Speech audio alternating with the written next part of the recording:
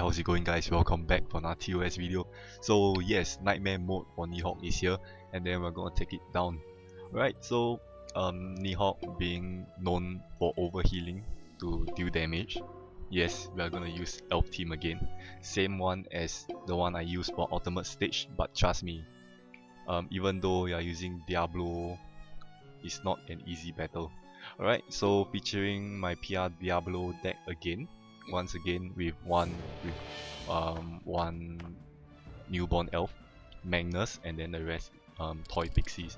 So you can see that even though elf is being the best team to clear Diablo's nightmare stage, you can see that there are a lot of stages in which is there to block off elf to advance.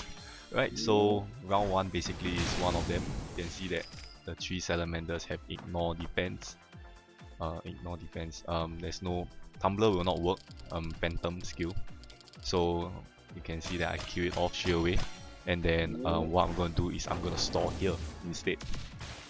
So you have 2 Malocs, Fire Maloc, Dark Maloc. Alright, so you can see that they have a weak crescendo. Weak crescendo meaning that there is no double attack below 30% when their HP falls below 30%. So in which their crescendo is a safe crescendo to store on. You can see that I'm just trying my best to just heal up, to fully heal myself instead of going for the burst. Right, you can see that I'm just gonna heal using 3 hard runes, and then that's just more than enough. Alright, and then I'm just gonna let them kill themselves by using Diablo's counter attack leader skill.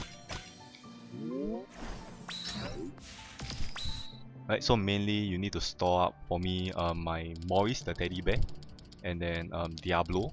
I'm so glad I max skill my Diablo because you really need it in this nightmare stage for this Nihawk. Alright, so you can see that plenty of sky job there, 100 over K recovery.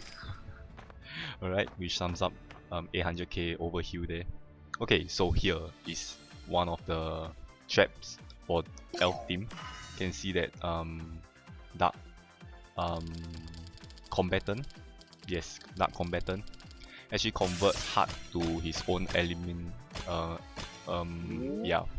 to dark each round. So how are you gonna do damage here? Is actually by converting. So Maurice the teddy bear, and if not using Diablo's active skill. Right, so in my case I've actually turned on Diablo instead of Maurice because I'm just gonna save Maurice for the back few stages. Right, so you can see that PR Diablo's skill is actually to enchant, to convert the entire board with higher chance of hard rune appearing, and hard runes is guaranteed to be enchanted. Alright, so with that we are done. Take that combatant down ASAP. So this is another trap stage. Right, so you can see that there's Pilatus and PIAA. So Pilatus there actually have mass runes, and then Pilatus, whenever he attacks, he's gonna just convert the middle 6 runes into fire. Alright, sounds challenging, right? So what I'm doing here is I'm just trying to chip off their HP as much as I can. So you can see that they are both on CD, both on the same CD, CD3. So when they reach CD1, what are you gonna do? Right, if they both attack you, you're gonna die. Right, so this is why I turn on Diablo's second skill, which is pretty much the butterfly's active skill. So whatever damage I deal is gonna be my recovery. So their counter attack actually becomes my recovery, so that prevents me from dying, as you can see over there. Alright, so that's one trick to take note of, and after that you should be able to take these 2 dragons down before they do a second attack on you. Alright, so moving on, Battle 5. Battle 5 is definitely the biggest threat for Diablo team. You can see that Phantom, and then is this 8 seal skill in which you can't actually one hit kill it. Whenever his HP is above 50%, he can't die. and if you actually burst him down, he'll revive with ×2 attack. Alright, so can't really do a massive overheal burst here, but you have to chip his HP below 50% before doing any massive overheal burst on Shu. Right, so you can see that I've turned on what's this card name? Princess Woodbury. Alright, so higher chance of enchant heart dropping. So this is how I chip his HP just slightly below 50%. You can see that I'm very fortunate here. Right, so just use Maurice for another 3 heart runes just for emergency purposes. Alright, so just align all the heart runes. You just need it, and then being a paranoid person, just might as well just turn on compulsion, right? 2 tries per battle, right? So why not just use one of it here? Right, so the craft that I'm equipping is the same as the one I use in the ultimate stage, whereby effect 1 is actually increasing my recovery, in recovery by 50%. So that's the additional recovery boost right there.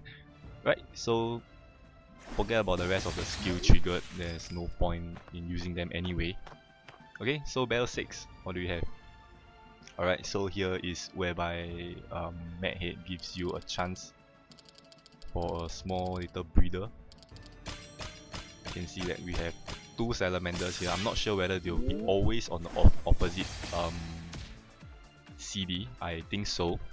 Right, you can see that 70% HP reduction is not a problem for Elf team, right? Because no matter what, you pretty much recover fully. Right, so here you can take this chance to just do some minimal overheal. Try to store some CD here if you want to. Right, for me, I can see that not all the cards are ready. Yep, all the cards are ready except for Princess Woodbury. So I'm not going to use her for now. So you can see that I'm just going for the kill right here.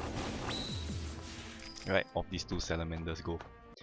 Okay, battle 7 out of 10 is Nighthawk's power release material, which is quite stupid. You can see that all runestone will be masked after its defeat. Right, so this naturally make you think that, okay, this is where you have to use Diablo's active skill, right? You have to convert the entire board for your whole board to be visible again. Right, so this poor little evolved material is just at its CD2. It's not gonna do massive damage on you anyway. You have Tumbler. 2 turns, unless you run out of heart runes for 2 turns, and then yeah, you're dead. Right, so what's the chance of you not having 3 heart runes for 2 turns, right? So this is pretty much the easy stage for Nighthawk's ultimate, I mean nightmare stage.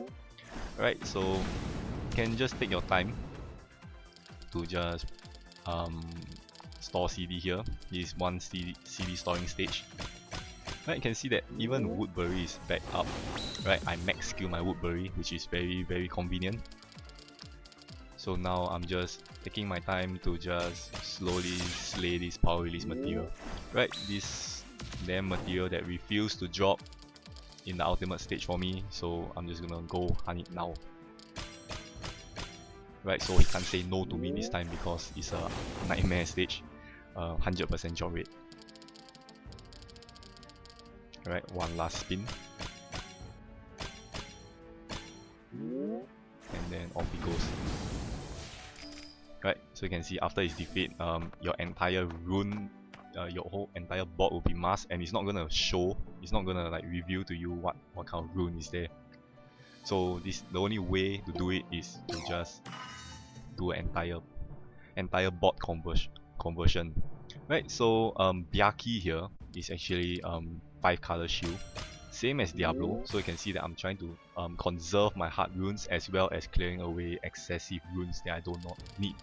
Something like dark runes, earth runes that I have extra, just clear it off.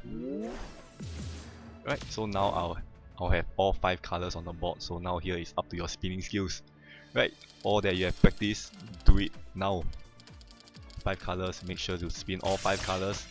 Do 1 good spin and then off this Byaki go.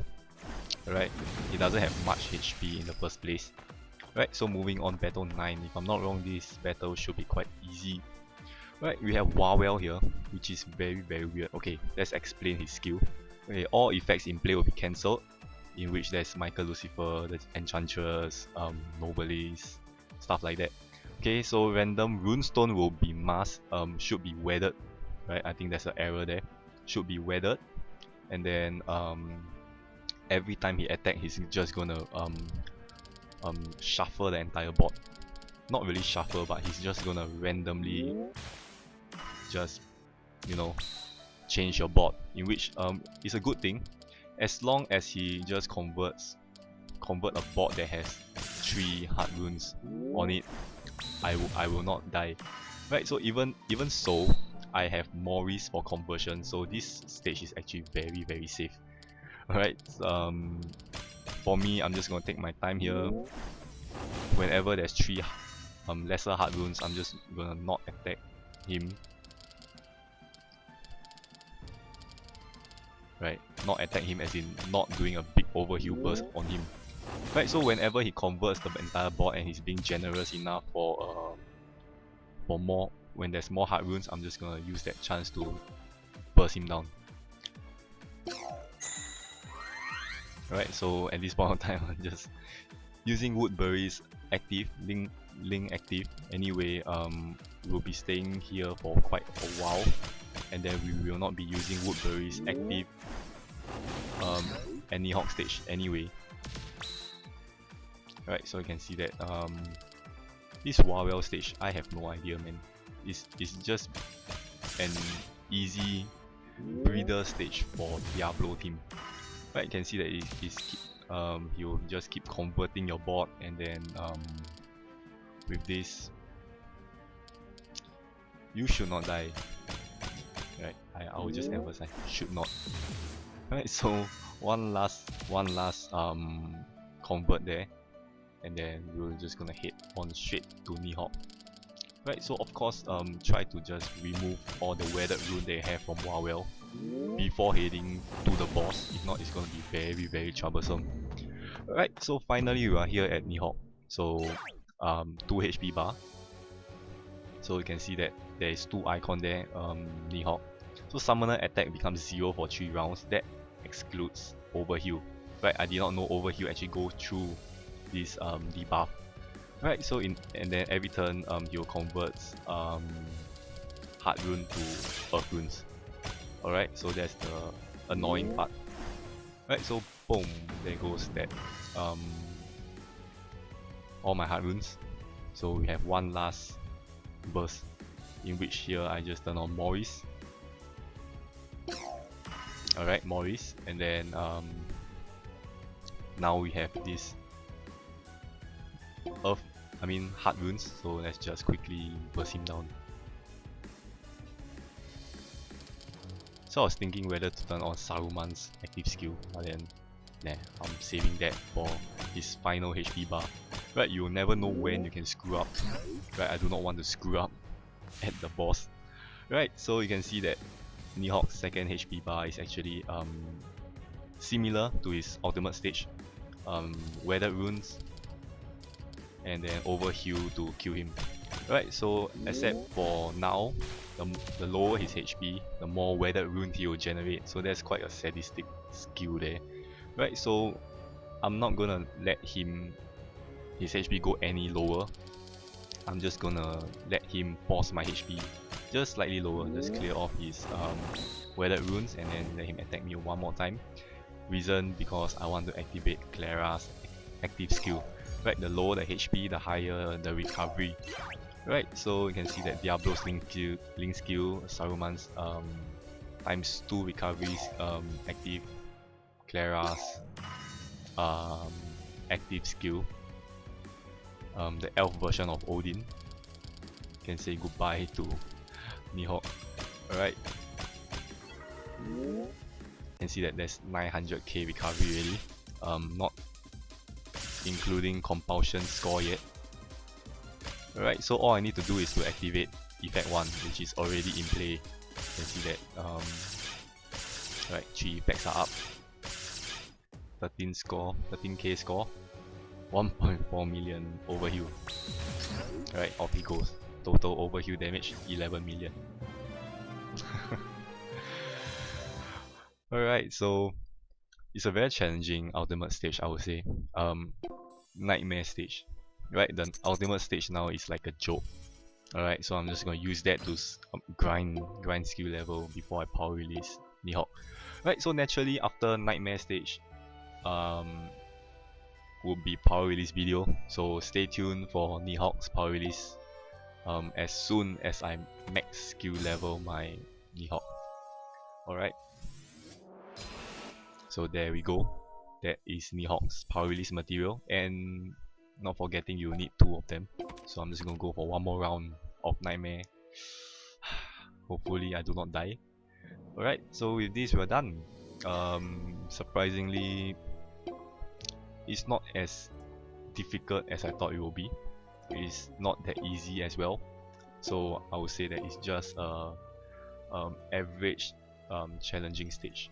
Right, so with this we're done with Nihawk. So thank you for watching. I'll see you guys in my next video. Bye bye. Hey guys, thanks a lot for checking out my videos. If you like my gameplay, make sure to leave a like and subscribe for more upcoming videos.